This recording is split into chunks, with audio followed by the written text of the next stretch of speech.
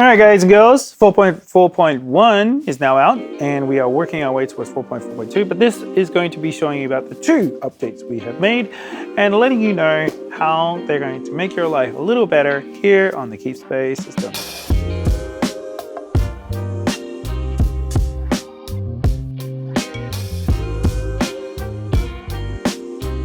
Packing instructions. We're out of beta phase. It now works really well.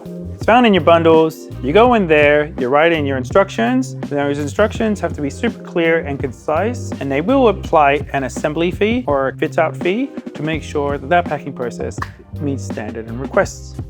Creating an outbound order now allows you to see the stock available on each order. If you add the stock in and you are very well aware you don't have enough there, the status is going to change it to a no stock status. When you complete the order and submit it into KeepSpace system, so you're well aware of what's the reason and why it happened. So these are the 2 things that we have made for this update. Now, if you would like to see the rest of the updates that we have, go into our changelog in your account and you'll be able to see all the updates that have been made. I hope this has been really helpful to you. Again, if you have anything else that you feel that we could be working towards to improve it, please check it out, and we'll work on 4.4.2 coming soon to you. Bye.